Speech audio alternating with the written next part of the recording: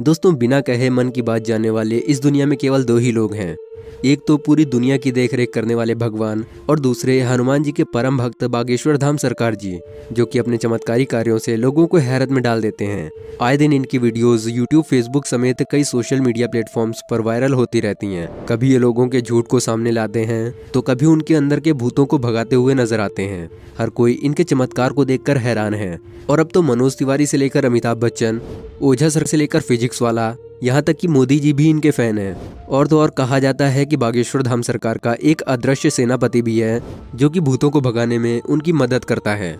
तो क्या है बागेश्वर सरकार की असल सच्चाई, चलिए जानते हैं। दोस्तों, यूँ तो हमारे देश में कई बाबा आए और गए।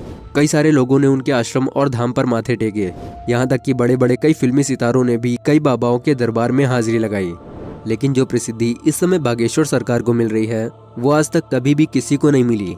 लंबे बालों वाले, माथे पर चंदन और अक्सर सर पर पगड़ी बांधे नजर आने वाले बागेश्वर धाम सरकार की बात ही कुछ और है। और इसका सबसे बड़ा सबूत बड़े बड़े फिल्मी सितारों का इनके दरबार पर आकर इनके प्रवचन और गीत सुनना है। फिर चाहे मोदी सरकार के सबसे दिग्गज नेता और भोजपुरी गायक मनोज तिवारी हों, या फिर साउथ मूवी के एक्टर सुमन तलवार, जिन्होंने बागेश्वर धाम आकर बाबा के नाम पर ठुमके भी लगाए और बागेश्वर सरकार के प्रवचनों में सम्मिलित भी हुए। अभी हाल ही में सदी के महानायक अमिताभ बच्चन जी की भी एक वीडियो बहुत ज्यादा वायरल हो रही थी, जिसमें वो बैठकर बाबा के कीर्तन का आनंद ले रहे थे। पर दोस्तों, ये सब कुछ एक रात का चमत्कार नहीं है, बल्कि इसके पीछे एक ऐसे बच्चे के संघर्ष की कहानी छुपी हुई है, जिसके संघर्षों के बारे में जानकर आपके भी आंखों में आंसू आ जाएंगे।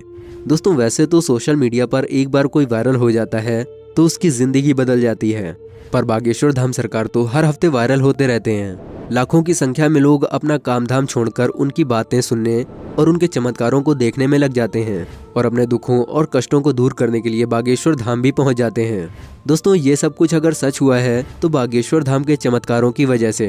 कहते हैं कि बागेश्वर धाम पर स्वयं हनुमान जी की कृपा बनी हुई है, जिनकी सहायता से बागेश्वर धाम सरकार लोगों के मन की बात को जान लेते हैं और उसके बताने से पहले ही एक कागज पर उसकी समस्या और उसके उपाय लिख देते हैं, जिसके कई सारे प्रमाण आपने सोशल मीडिया पर वीडियोस के जरिए देखे होंगे।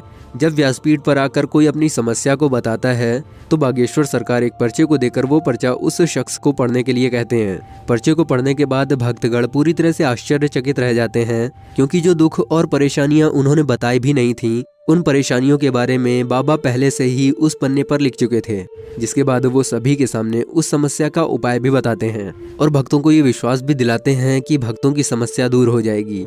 लेकिन बागेश्वर धाम सरकार काफी सख्त मिजाज के भी हैं, क्योंकि अगर कोई उनके सामने झूठ बोलता है या फिर गलत नियत के साथ अपनी इच्छाएं लेकर पहुंच जाता है तो बागेश्वर सरकार उसकी पोल खोलने में भी कोई कसर नहीं छोड़ते।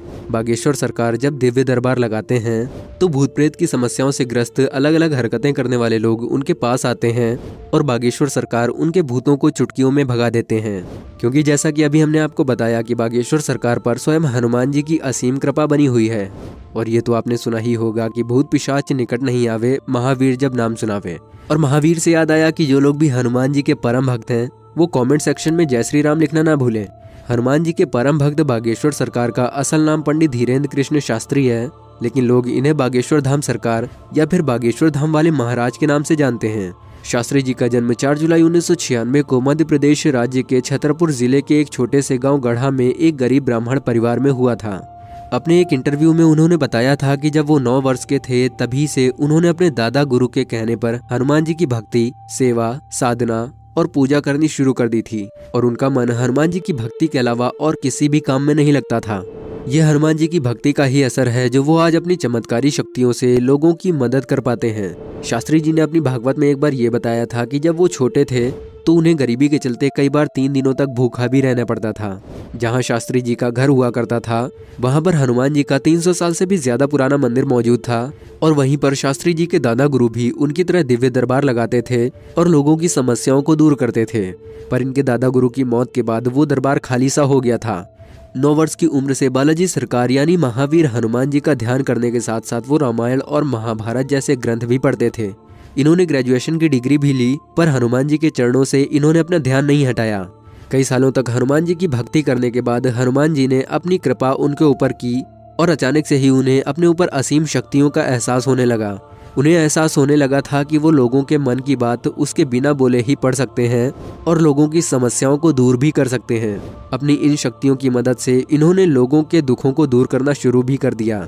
इनको धीरे धीरे ये समझ में आने लगा था कि उनके पास उनके दादा गुरु की तरह ही दिव्य शक्तियां मौजूद हैं, जिसके बाद इन्होंने भी अपने दादा गुरु की तरह ही दिव्य दरबार लगाना शुरू कर दिया।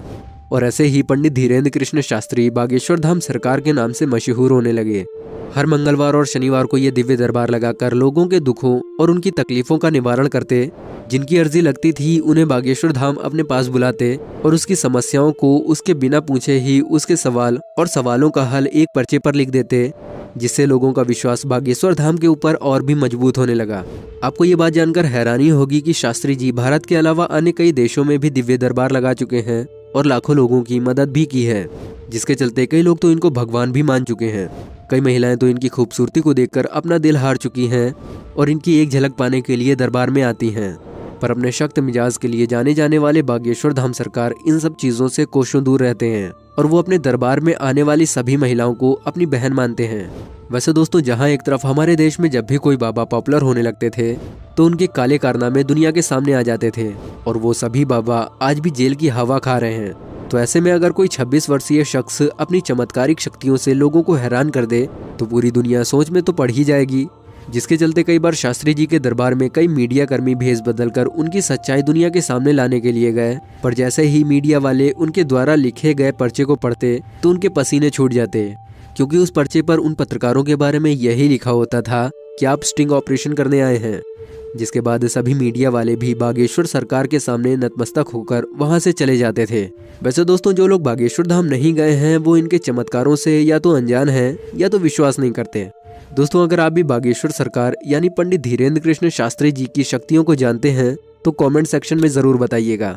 वीडियो पसंद आई हो तो वीडियो को लाइक करें और ऐसी ही और वीडियोस के लिए हमारे चैनल को सब्सक्राइब करके बेल आइकन को भी जरूर ऑन कर लें।